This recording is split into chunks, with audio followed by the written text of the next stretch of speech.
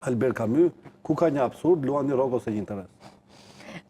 Të pyes pak edhe ty Ertan, përpara se të kalojmë pak edhe te protesta ditës së djeshme, u fol për një protestë gjithë përfshirëse, me qëllimin për rikthimin e TikTokut, kundër kësaj padrejtësie, është cilësuar si censur, po kjo do mbetet për të diskutuar. Ta nisim pak me podcastin dhe me kandidatët e Partisë Socialiste, shumë emra të rinj. Marsidi e tha pak më përpara, por ati nuk ishte impresionuar prej ndonjërit prej tyre. E bëri një përmbledhje shumë të mirë Marsidi dhe precize që unë bashkohem edhe me konstatimet. Po nga ana tjetër, vetëm një ndërhyrje dhe me njëherë ta fjalë. Nga ana tjetër, shumë analist apo shumë edhe politolog nëpër studio televizive ankohen kur partitë politike nuk japin emra të rinj. Kur zoti Rama jep emra të rinj apo kandidatë të rinj, thonë po as ta nuk na impresionuan. Tani po ta tha pra si çështjen e Albert funksionon kjo ndarje? Ta tha fablën e Albert Camus tani. Për ta thjeshtëzuar për ata që ndoshta nuk e kanë lexuar Camus? Ka bërë edhe retronxherin Camus, i huaj atje që flet për një personazh atje që pse nuk i ra drita diellit. I ra drita diellit, pse nuk mori priftin dhe pse nuk qau kur ndroi edhe jema edhe pastaj e syrgjënosën e futën në burg dhe vazhdon historia e tjera e tjera. Libër i bukur, një sugjerimi që ata që po na ndjekin, se me që e pas kemi lecuar të tre. Me që pas kemi, dhe nuk është dhe shumë voluminoz, lexohet shpejt. Unë analizoj që i vogla të libra nga lëmbresa, sepse Albert Camus nuk ka lindur në Francë, ka lindur në Algjeri ku ka qenë pjesë e kushtetutës franceze, domethënë pa ardhur De Gaulle i tretë. Okej. Nëse vim këtu te protesta e thirrja ishte politike, pavarësisht, po organizimi që pash unë nuk ishte politik.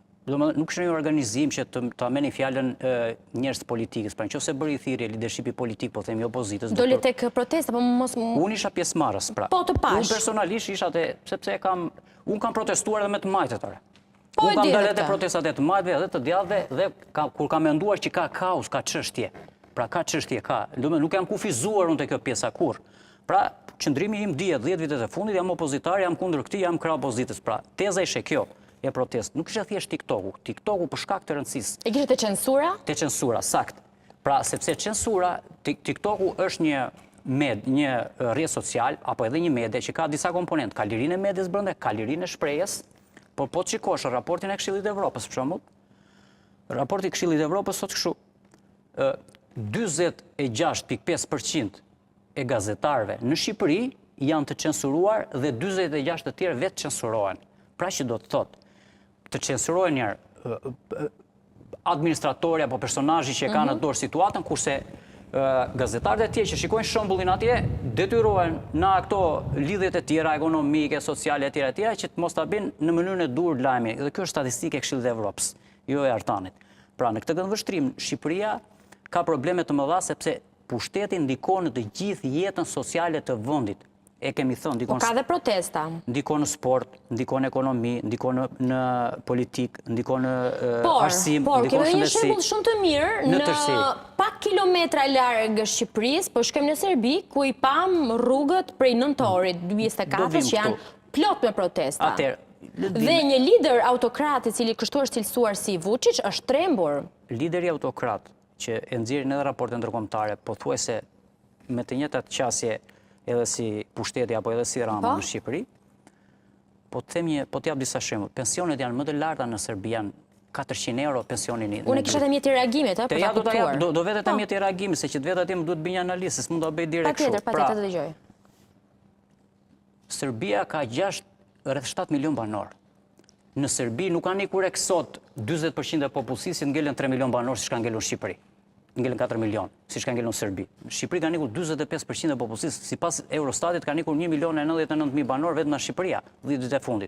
Pra në këtë këndvështrim, edhe po diskutonin para pak, ka nikur shumë të rinj të reja në ky vend dhe në kjo pjesë 70% e këtyre 1 milion që kanë nikur janë forcë rraguese, qoftë në pikpamje burime njerëzore, po qoftë edhe e punës. Po pse vendosen të largohen, se nuk vendosen të protestojnë, qëndrojnë dhe të protestojnë atëherë si ti, si Marsidi me që jeni të në studio. Mesazhet në tërësi për largimin e vendit janë politika represive. Shikojeni drejtësinë, shikojeni nivelin e korrupsionit. Ajo pasaporta që nxori kryeministri në podcast, ajo është që merreni këtë pasaportën e mbatheni nga Shqipëria. Po, s'ke nevojë t'ja mbathesh nga Shqipëria. Po në kohën e zogut ne pa pasaporta kemi që vinim në Amerikë. në kohën e Zogut deri në 44. Ne po sot janë rrugët e hapura. Artan ti shkon punon, bën një shkollë jashtë. Vizat janë hequr që në 2010-ën. I hoqi vizat u hoqin që në 2010-ën nga Partia Demokratike, po në bashkëpunim edhe me opozitën ateshme, që të mos i hanë makun atyre, po meritën më të madhe merë qeveria saj kohë, natyrisht, për gjitha ato procese. Po edhe në bashkëpunim me opozitën ateshme, që t'jemi edhe luajal të i këtë pjesa, se natyrisht disa procese duhet jenë të përbashta. Shqiptarët në natyre janë njërë si lëvizin shumë. Janë njërë si, dakord, lëvizin shumë, por ne vërejmë vitet e fundit, shikojmë, jemi edhe pedagog, jemi edhe qytetar, jemi familjar, jemi edhe komshi, shikojmë që ka një largim pa kthim. Po them, edhe në kohën e Zogut njerëzit vinin në Amerikë pa pasaporta, më fali, pa viza, edhe në BE. Mesazhi që jepet, më jepni votën mua se unë do t'u hap rrugët për në Evropë, po në Evropian jemi. Ne Evropian jemi. Po mos e voto atëherë. Ne jemi themelus të civilizimit evropian. Po ne jemi perëndimor. Nëse ti nuk të pëlqen ky mesazh. Unë nuk jam euroskeptik. Shumë thjesht. Jo, ideja nëse të pëlqen, nuk votoje. është thjesht çështja e votës, çështja është domethënë të zbërthejmë konceptin që pse i thot merr këtë pasaportë. Të mesazh do t'japi Pra ai s'ka program politik, zotria nuk ka një program politik, nuk ka një ide të qartë dhe ka përfunduar tani rrin nëntor aty, ndërkohë që opozita, qytetar dalin terren, japin këmbët, bëjnë takime, mbledhin edhe 5 njerëz atje për protestë.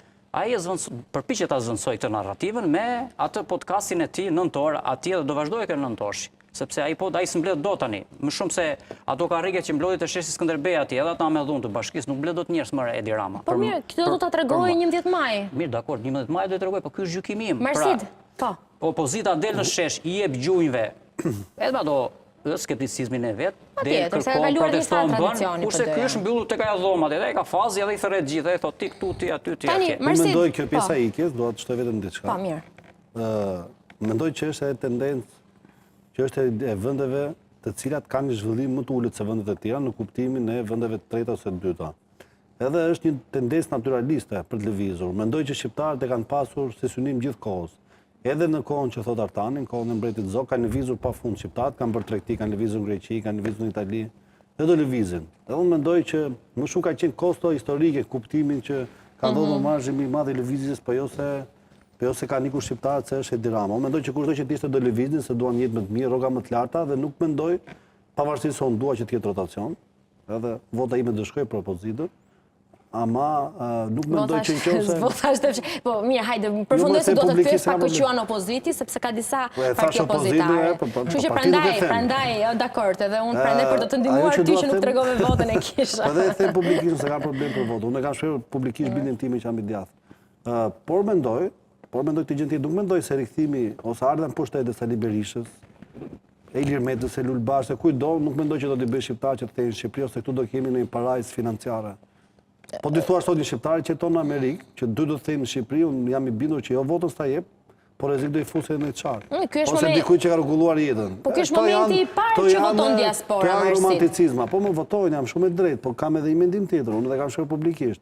E drejta votës është lidhur me drejtën e taksimit. Është në gjithë shkencat politike dhe në gjithë kuptimet e të drejtës konstitucionaliste. Një njeri i cili nuk ka veprimtarinë etike ti këtu, nuk mund vendosë si do taksojë mund që unë jetoj për ditë tu. Ose si do jetë rishpërndarja të ardhrave, ndërkohë që jeton në një vend tjetër. Po ti puna për populizëm, them edhe unë, diaspora do na ndihmojë, ajo do rrëzoj këtë qeveri. Është parë si le për ndryshimin e pushtetit, që është e vërteta. Si janë parë si një fenomen, sepse mendojnë, dhe kjo ka qenë dakordësia, prandaj u vendos dhe vota diasporës, sepse Edi Rama mendon që të pakënaqurit e masës politike që votojnë të do zvendësohen me këta të diasporës, duke përdorur njerëzit që punojnë këtu, pra i kërkojnë ke 4 veta ose 5 veta do t'i futësh në listë. E dim si funksionon. Ndërkohë që Sali Berisha dhe Ilir Meta e gjithë partitë e tjera opozitare mendojnë për shkak sepse represioni administrativ këtu funksionon, dhe ata duke qenë më të pavarur ekonomikisht do t'i votojnë. Kjo ka qenë synimi, nuk është e din shumë mirë ata, nuk kanë asnjë vend tjetër të botës qoftë nuk ke drejtën e taksës. Dhe nuk taksohesh, dhe nuk ke rezidencë, nuk mund votosh as shkollaj nëse ti shkon dhe vjen dhe jeton 20 vite ose 10 vite, 15 vite larg vendit tënd. Si ti nuk do jetosh këtu, dhe ti do vendosësh se do taksojë mund që jetoj këtu? Ka logjikë kjo?